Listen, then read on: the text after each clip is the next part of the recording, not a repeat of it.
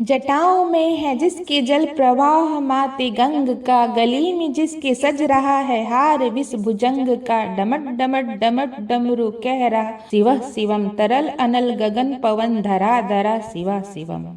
जय भोलेनाथ। महाशिवरात्रि की आप सभी को हार्दिक शुभकामना। आज के इस वीडियो में आप जानने वाले हैं महाशिवरात्रि की बहुत ही आसान और सरल पूजा विधि के बारे में। वैसे तो भगवान शिव की पूजा इस दिन भर की जा सकती है, लेकिन फिर भी कुछ ऐसे खास मुहूर्त होते हैं जिसका ध्यान शिवरात्रि के दिन हर भक्त को जरूर रखना चाहिए। इस खास मुहूर्त में की गई पूजा या शिवलिंग पर किया गया जल अभिषेक या फिर मंत्रों का जाप भक्तों की सभी मनोकामनाओं को पूर्ण कर देने वाला होता है। सबसे पहले बात करेंगे प्रदोष काल की। तो प्रदोष काल का समय होता है सूर्योदय से 45 मिनट पहले और 45 मिनट बाद का समय। न केवल महाशिवरात्रि के दिन बल्कि भगवान शिव को समर्पित जो भी दिन होते हैं, चाहे वह सोमवार का दिन हो, मासिक शिवरात्रि का दिन हो या प्रदोष काल का दिन हो, उस दिन भगवान शिव की पूजा प्रदोष काल में की जानी चाहिए। इस समय को आप अपने हाथों से न निकलने दें। यदि हो सके तो आसपास के शिव मंदिर में जाकर पूजा कर सकते हैं। ऐसा संभव न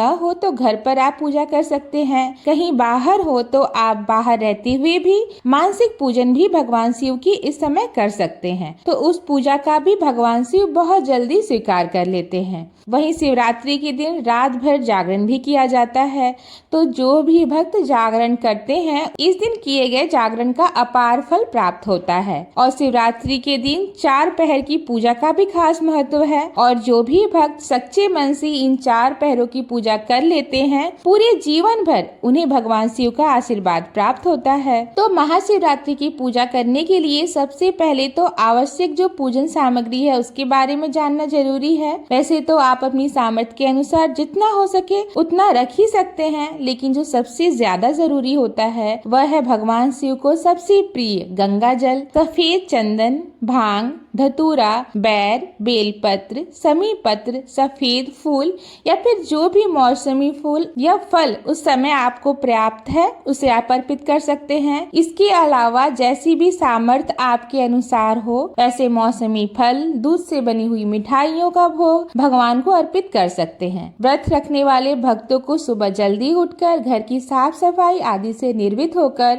स्नान आदि से स्वच्छ हो जाना चाहिए। साफ स्वच्छ वस्त्र धारण करना चाहिए। इस दिन आप सफेद, हल्की गुलाबी या पीले रंग के वस्त्र धारण कर सकते हैं। आपको किसी आसन पे बैठ के ही पूजा करना चाहिए। पूजा करते समय मुख आपका उत्तर की दिशा में या पूर्व दिशा में हो सकता है। और आप सबसे पहले आपको यदि घर पर ही पूजा करनी है तो जिस जगह पर भी आप पूजा कर रहे हैं उस जगह को गंगा जल से स्वच्छ कर लेना चाहिए। एक चौकी पर पीला या सफेद वस्त्र बिछाकर उसके ऊपर भगवान शिव के पूरे परिवार सहित प्रतिमा या तस्वीर यदि आपके पास हो तो उसे स्थापित करें। अगर पूरे परिवार की तस्वीर आपके पास नहीं है तो आप मन में उनका ध्यान कर सकते हैं। सबसे पहले गंगा जल छिड़क कर भगवान शिव की प्रतिमा को स्नान कराएं और इस दिन आपको शिवलिंग का पूजन अवश्य करना चाहिए। सुबह हो सके तो सुबह के समय में और ना हो सके तो शाम को प्रदोष काल के समय आप शिवलिंग पर 1 लोटा गंगा जल जरूर चढ़ाएं। उसके लिए यदि आसपास शिव मंदिर हो तो वहां जाकर आप पूजा कर सकते हैं। इस दिन शिवलिंग पर जलाभिषेक या गंगा जल के अलावा सादे जल से या दूध, दही, घी या पंचामृत या फलों के रस से या जो भी आपके पास हो उससे आप अभिषेक कर सकते हैं। जिसके बाद आपको एक बार स्वच्छ जल से भी अभिषेक अवश्य करना चाहिए। अभिषेक करने के बाद, स्नान कराने के बाद आप उन्हें चंदन का तिलक लगाएं। भगवान शिव को चंदन का तिलक और माँ पार्वती को आप सिंदूर या रोली का तिलक लगाएं। शिव जी की पूजन में कभी भी टूटे हुए अक्षत पूजा में प्रयोग नहीं किए जाते। तो आप इस बात का विशेष ध्यान रखिए कि जो भी अक्षत अर्पित कर रहे हैं वह अखंडित होने चाहिए। जो दीप आप जला रहे हैं उसके नीचे भी आप अक्षत जरूर रखें। फिर उसके ऊपर रखकर ही आपको दीप जलाना चाहिए। धूप दीप जलाने के बाद आपके पास जो बेलपत्र है, बेलपत्र नहीं है तो समीपत्र रखकर व्रत रखने का आपको संकल्प लेना चाहिए कि हे भोलेनाथ, आज शिवरात्रि के दिन मैंने अपने सामर्थ्य के अनुसार, श्रद्धा के अनुसार इस व्रत को रखने जा रही हूँ। हे भोलेनाथ, मुझ पर दया करके ऐसे ऐसी सामर्थ्य प्रदान करें कि आज इस व्रत को मैं पूरी निष्ठा के साथ पूर्ण कर सकूं। मेरे द्वारा की गई पूजा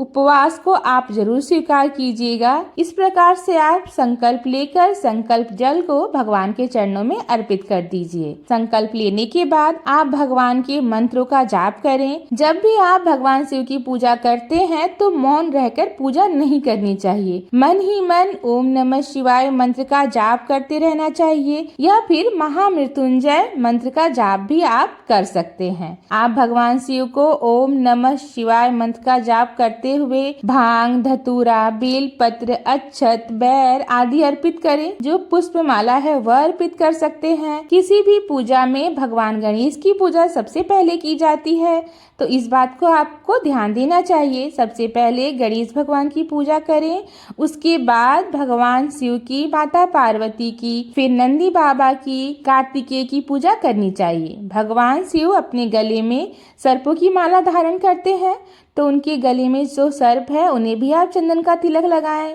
माथे पे जो चंद्रमा है, जो गंगा जी हैं, आप उन्हें भी तिलक करें। अब इस दिन महाशिवरात्रि के व्रत की कथा भी आपको सच्चे मन से पढ़नी और सुननी चाहिए। हाथ में हमेशा अक्षत या फिर पुष्प लेकर व्रत की कथा पढ़ी या सुनी जाती है। कथा समाप्ति के बाद उस पुष्प को और अक्षत को भगवान के चरणों में अर्पित कर दिया जाता है। पूजा में आप कुछ न कुछ दक्षिणा जरूर चढ़ाएं और जब आप कथा सुन लें तब सबसे पहले आपको शिव चालीसा का पाठ करना चाहिए। महामृत्युंजय मंत्र का जाप करने से परिवार के सभी सदस्यों का स्वास्थ्य अच्छा रहता है। किसी प्रकार के कोई रोग, शोक, बीमारी आदि नहीं होती है। इसके अलावा कुछ खास मंत्र भी होते हैं, जैसे कि शिव रुद्राष्टकम का पाठ या फिर शिव गायत्री मंत्र। जो भी आपको मंत्र आते हो या जो आप खुद पढ़ सके, उन मंत्रों का आप जाप करें और अंत में आरती करने के बाद आपको क्षमा याचना जरूर करनी चाहिए। फिर आपको अपना उपवास प्रारंभ करना चाहिए। पूजा के बाद सबसे अंत में क्षमा याचना करते समय कहना चाहिए, आप इस प्रकार भी कह सकते हैं कि हे भोलेनाथ, हे माँ पार्वती, आज पूजा अर्चना करते समय मुझसे यदि कुछ भी अधिक या कम हो गया है, उसके लिए आप मुझे क्षमा करिए और मेरे द्वारा की गई पूजा को स्वीकार कीजिएगा। फिर दिन भर व्रत रखा जाता है। दिन भर व्रत रखने वाले भक्तों को कुछ बातों का ध्यान रखना चाहिए, जैसे इस दिन ज़्यादा बात नहीं करनी चाहिए, क्रोध नहीं करना, किसी भी प्रकार की निंदा या चुगली आदि नहीं करनी चाहिए। ऐसे लोगों का संग भी नहीं करना चाहिए जिन्होंने मांस, मदिरा आदि का सेवन किया हो। इस दिन घर में शुद्ध सात्विक भोजन ही बनना चाहिए। दूसरों के घर का जलपान आदि ग्रहण करने से बचना चाहिए। केवल अपने ही घर का जल, फल आप ग्रहण कर सकते हैं। जो लोग इस व्रत में केवल फलाहार के साथ रहने की संकल्प लेते हैं, उन्हें इस प्रकार का ही संकल्प सुबह लेना चाहिए। कुछ लोगों के लिए मीठा भोजन करना और फलाहार लेना संभव नहीं होता है, तो आप सेंधा नमक का सेवन भी इस दिन कर सकते हैं। शाम की पूजा करने के बाद अन्न ग्रहण नहीं करना चाहिए। आपको भोजन अगले दिन ही ग्रहण करना चाहिए। दिन भर उपवास रखें और उपवास करते समय यदि आपके घर में कोई भी याचक आता है तो उन्हें खाली हाथ न लौटाएं, कुछ न कुछ उन्हें जरूर देना चाहिए। और इस दिन बेल वृक्ष के नीचे दीप दान करना चाहिए। बेल वृक्ष के नीचे साफ सफाई करके धूप दीप जलाकर पूजा अर्चना करें, क्योंकि बेल वृक्ष में साक्षात शिव जी का वास माना जाता है। इस दिन पीपल के वृक्ष की पूजा भी की जानी चाहिए। पीपल के वृक्ष के नीचे मीठा जल अर्पित करके 7 बार परिक्रमा करनी चाहिए। चंद्र देवता की पूजा इस दिन करनी चाहिए। जो भी भक्त इस दिन भगवान भोलेनाथ के साथ चंद्र देवता की पूजा करते हैं, उनकी कुंडली में यदि किसी भी प्रकार का चंद्र दोष होता है तो वह दोष दूर हो जाता है। दिन में आप उपवास रखते समय मौसमी फलों के जूस, ड्राई फ्रूट आदि ग्रहण कर सकते हैं। अब बात करते हैं शाम की पूजा के बारे में। तो शाम की पूजा यानी प्रदोष काल के समय जो पूजा की जाती है, प्रदोष काल का समय आपको हमारे पिछले वीडियो में मिल जाएगा। उस वीडियो में आपको प्रदोष काल की तिथि, मुहूर्त, पारण का मुहूर्त और साथ ही 4 पहरों में की गई पूजा का मुहूर्त भी मिल जाएगा। तो आपने अगर सुबह के समय विधिवत पूजा नहीं की है तो प्रदोष काल के समय पूरी कोशिश करें कि आप आसपास के शिव मंदिर में जाएं, वहां शिवलिंग पर अभिषेक करें। शिवलिंग पर यदि आप 1 लोटा गंगा जल या 1 लोटा शुद्ध जल को भी अर्पित कर देते हैं तो भोलेनाथ बहुत दयालु हैं। अपनी सामर्थ्य के अनुसार भक्त जो भी उन्हें अर्पित करते हैं उसी को वह बड़ी खुशी से स्वीकार कर लेते हैं और अपने भक्तों की झोलियां खुशियों से भर देते हैं। शिवलिंग पर कभी भी जल चढ़ाते समय आपको एक बात का ध्यान देना चाहिए कि आपको सीधे शिवलिंग पर जल नहीं चढ़ाना चाहिए। सबसे पहले भगवान गणेश जी के स्थान पर जल चढ़ाएं, शिवलिंग के पास, वहां पर जल अर्पित करें जहां पर माँ पार्वती है। फिर अशोक सुंदरी की जगह पर जल चढ़ाएं। गंगा जल निकलने का जो स्थान होता है उसे अशोक सुंदरी का स्थान माना जाता है। उसके बाद आप शिवलिंग पर जल अर्पित करें। 1 लोटे में ही जल लेकर आप सभी को अर्पित कर सकते हैं। इस प्रकार से आप दूध, दही, घी अर्पित कर सकते हैं, तो उन्हें भी आप इसी प्रकार से अर्पित करें। उसके बाद आप जो भी जल की धारा उन्हें अर्पित कर रहे हैं या भी जो भी द्रव्य आप शिवलिंग पर अर्पित कर रहे हैं उसकी धारा कभी भी टूटनी नहीं चाहिए। अक्सर भक्तजन तांबे के लोटे में दूध, दही, पंचामृत आदि अर्पित कर देते हैं। तांबे के लोटे में ही रखकर दही अर्पित कर देते हैं, तो आपको ऐसा भी नहीं करना है। तांबे के लोटे में रखकर दूध, दही, पंचामृत विष के समान हो जाता है। आप इसकी जगह पर कोई भी और धातु का बर्तन, लोटा इस्तेमाल कर सकते हैं। अक्सर लोग शिवलिंग पर जलाभिषेक करने के बाद पूरी परिक्रमा करते हैं, तो आपको ऐसा नहीं करना है। शिवलिंग की परिक्रमा हमेशा आधी की जाती है। अक्सर शिव मंदिर में भी आधी परिक्रमा करने की ही व्यवस्था होती है, तो आप शिवलिंग की परिक्रमा आधी करें और फिर वहां से लौट कर आकर दोबारा जिस स्थान पर खड़े थे वहीं खड़े हो जाएं। जो भी महिलाएं या कन्याएं इस दिन उपवास रखती हैं उन्हें इस बात का ध्यान रखना चाहिए कि यदि आपने सरसी स्नान किया है तो शिवजी की पूजा करते समय, चाहे वह सुबह हो या शाम, आपको अपने बालों को गीला नहीं रखना है। बालों से पानी नहीं टपकना चाहिए। बाल को पूरी तरह से सुखाकर बांध कर ही पूजा करनी चाहिए। सर हमेशा ढका हुआ होना चाहिए और जब शिवलिंग पर आप अभिषेक करते हैं तो उसके बाद आपके पास यदि चंदन है तो चंदन से आप त्रिपुंड शिवलिंग पर जरूर लगाएं। त्रिपुंड को महिलाएं भी लगा सकती हैं और पुरुष भी लगा सकते हैं। यदि आपके पास चंदन नहीं भी है तो आप केवल 3 उंगलियां भी त्रिपुंड की तरह शिवलिंग पर घुमा देंगी तो उसे भी शिवलिंग पर मस्तक पे त्रिपुंड लगाना ही माना जाता है। त्रिपुंड के भी अपने देवता होते हैं। त्रिपुंड लगाने के साथ ही आप सभी गुलाल भगवान को अर्पित अवश्य करें। आप किसी भी दिन यदि अबीर, गुलाल अर्पित करें या ना करें, लेकिन शिवरात्रि के दिन आपकी यदि कोई भी खास मनोकामना है तो इसकी पूर्ति के लिए शिवलिंग पर आपको अबीर, गुलाल अर्पित करनी चाहिए। साथ ही आपके पास जो भी हो वह आप श्रद्धा पूर्वक अर्पित कर सकते हैं। और इस दिन माँ पार्वती जी की मांग में सिंदूर लगाने से वैवाहिक जीवन में जुड़ी हुई समस्याएं दूर हो जाती हैं। यदि किसी कन्या का विवाह में कोई बाधा आ रहा हो तो उनका विवाह भी जल्दी और अच्छे वर के साथ हो जाता है। आज के दिन माँ पार्वती जी और भगवान शिव के गठबंधन भी किया जाता है, क्योंकि इस दिन भगवान शिव और देवी पार्वती का विवाह हुआ था। तो इस उपलक्ष्य में यदि आपके जीवन में ऐसी कोई समस्या है तो उसके निवारण के लिए आप भगवान शिव और देवी पार्वती जी का गठबंधन भी कर सकते हैं। गठबंधन कैसे करें? जैसे कि फेरे के समय में जब चुनरी में गांठ लगाई जाती हैं तो आप 3 बार गांठ लगाकर जो भी मनोकामना है उसकी पूर्ति के लिए प्रार्थना करें। चुनरी को आप माँ पार्वती को अर्पित करें। शिवलिंग से आप स्पर्श कराकर चुनरी में गांठ लगाकर या फिर मौली या कलावे में 3 बार गांठ लगाकर आप उसका एक फेरा माता पार्वती से शिवलिंग से कराकर वहीं पर अपनी मनोकामना बोलकर रख कर चले आए। आप जो भी मनोकामना बोल रहे हैं उसकी पूर्ति आप मनोकामना पूर्ति होने के बाद अवश्य करें। जैसे कि आपने अगर मनोकामना रखी है कि आटे का दीपक जलाएंगे।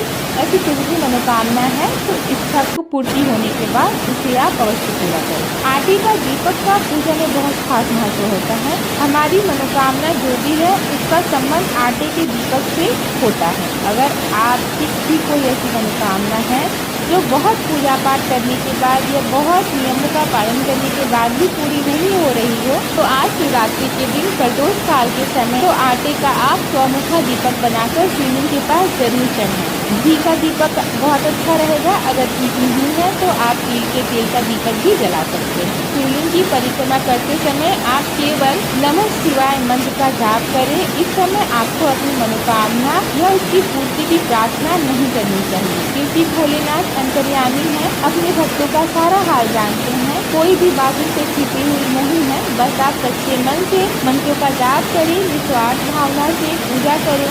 अगर आप मंदिर में जाते हैं तो मंदिर में ही रुककर आप शिव चालीसा का पाठ वहीं बैठकर करें। शिव मंदिर में बैठकर की गई मंत्रों का जाप का बहुत जल्दी असर प्राप्त होता है। यह थी प्रदोष काल के समय की गई पूजा। इसके बाद अपने घर आ जाएं और घर आने के बाद जो भी फल आपने नैवेद्य भगवान को अर्पित किया है, नैवेद्य मतलब जो भी फल मिठाई हम भगवान को अर्पित करते हैं, जो भोग में लगाते हैं, उन्हें नैवेद्य कहते हैं। इस दिन अखंड चावल से बनी खीर का भोग, मौसमी फल, दूध से बनी हुई मिठाइयाँ, पंजीरी आदि का भोग भी भगवान को अर्पित कर सकते हैं और साथ ही इसे आप प्रसाद के रूप में घर भी ला सकते हैं। शिवलिंग पर चढ़ाए गए बेलपत्र में से एक बेलपत्र आप उठाकर घर लेकर आएं और आप इसे अपनी तिजोरी में भी रख सकते हैं। इससे घर में शुभता आती है। शिवलिंग पर चढ़ाए गए जल में से थोड़ा सा जल आप लोटे में बचाकर ले आएं। उस जल को आप घर के मुख्य द्वार में, घर में जितने भी कमरे हैं, किचन आदि में अवश्य इसका छिड़काव करें। इससे नकारात्मक शक्ति दूर हो जाती है और घर में सुख समृद्धि की बरकत होती है। साथ ही परिवार के सभी सदस्यों की भी रक्षा होती है। इस जल को परिवार के सभी सदस्यों के दोनों आंखों में लगाकर अपने कंठ में लगाना चाहिए। इस प्रकार से मंदिर में पूजा करने के बाद आप अपने घर में पूजन अवश्य करें और आरती और भोग लगाने के बाद आप अपनी सामर्थ्य के अनुसार फलाहार कर सकते हैं। यदि आप फलाहार नहीं करना चाहते तो केवल जल ग्रहण करके भी आप अपने रात भर जागरण करना चाहें या जैसे भी आप अपनी दिनचर्या है उसे आप बिता सकते हैं। फलाहार में आप लौकी या फिर कुट्टू का आटा वगैरह का इस्तेमाल कर सकते हैं। बहुत से भक्तजन कुछ भी ग्रहण नहीं करते तो आप जैसे भी आपका सामर्थ्य हो आप उसका वैसे पालन कर सकते हैं। अब बात करते हैं शिवरात्रि के दिन रात में की जाने वाली 4 पहर की पूजा के बारे में। उसके नियम अति कठिन होते हैं। इसके पूजन में चारों पहर की पूजा की जाती है, साथ ही साथ रात्रि जागरण भी किया जाता है। रात भर आप ओम नमः शिवाय मंत्र का जाप कर सकते हैं। साथ ही साथ प्रथम पहर में आप दूध से अभिषेक करें, दूसरे पहर में आप घी से, तीसरे पहर में आप दही से, चौथे पहर में आप शहद से भगवान शिव की पूजन कर सकते हैं। इस दिन पूजा करने के लिए आप आसपास के शिव मंदिर में जाकर भी जागरण कर सकते हैं। ऐसा करना संभव न हो तो घर में जो भी चौकी आपने स्थापित की है, जो शिव परिवार की प्रतिमा या तस्वीर आपके पास है, उसका पूजन आप कर सकते हैं। आज के दिन बहुत से लोग अपने घर में मिट्टी के पार्थिव शिवलिंग बनाकर उसका भी पूजन करते हैं, जिसका विसर्जन अगले दिन पूजा करने के बाद कर दिया जाता है। अगर हो सके अपने घर में शिवलिंग बनाकर ही आप 4 पहरों की पूजा कर सकते हैं। 4 पहरों की पूजा करने के जो भी नियम है उसमें जो वस्तुएं आपको बताई गई हैं उससे अभिषेक किया जाता है। हर अभिषेक के बाद एक बार आप शुद्ध जल से अभिषेक जरूर करें। जैसे पहले पहर में दूध अर्पित किया जाता है, दूध अर्पित करने के बाद फिर से आप जल से अभिषेक करें। दूसरे पहर में दही अर्पित किया जाता है, फिर आप जल से अभिषेक जरूर करें। ऐसा करने से भगवान भोलेनाथ प्रसन्न होते हैं। सभी मनोकामनाएं वो आपकी पूर्ण होने का आशीर्वाद देते हैं। अभिषेक करने के अलावा आप किसी भी खास मंत्र का, जैसे कि सबसे शक्तिशाली मंत्र है नमः शिवाय, ओम नमः शिवाय मंत्र का केवल सच्चे मन से किए गए एकमात्र मंत्र के जाप से ही आपकी सभी मनोकामनाएं पूर्ण हो सकती हैं। आपके पास रुद्राक्ष की माला है तो आप रुद्राक्ष के माला से जाप कर सकते हैं। अगर नहीं है तो मन ही ही मन अपने सामर्थ्य के अनुसार जितनी देर तक हो सके उतनी देर तक आप इस मंत्र का जाप करें। काफी समय ऐसा होता है कि भक्तों के लिए चारों पहर पे पूजा करना संभव नहीं होता है, तो आप पहले और अंतिम पहर की पूजा भी कर सकते हैं, लेकिन मान्यता 4 पहर की पूजा करने का ही है। फिर भी यदि आपकी इच्छा है तो आप पहले पहर और अंतिम पहर, क्योंकि अगले दिन सुबह के समय ब्रह्म मुहूर्त का समय होता है, उसमें आप पूजा कर सकते हैं। उसके बाद एक बार फिर से जलाभिषेक करके भगवान शिव की पूजा विधि विधान से करें, भोग लगाएं, प्रसाद के रूप में जो भी आपने भोग बनाया है उसे अर्पित करें, साथ ही उसी भोग को आप बाद में प्रसाद के रूप में ग्रहण करें। इस प्रकार से आपका शिवरात्रि का व्रत पूर्ण हो जाता है। अगर आपको यह जानकारी पसंद आई हो तो प्लीज वीडियो को लाइक करें, हमारे चैनल को सब्सक्राइब करना मत भूलिए। शिवरात्रि के दिन सुनी जाने वाली महाशिवरात्रि व्रत की कथा भी आप हमारे चैनल पे जरूर सुनिएगा। धन्यवाद।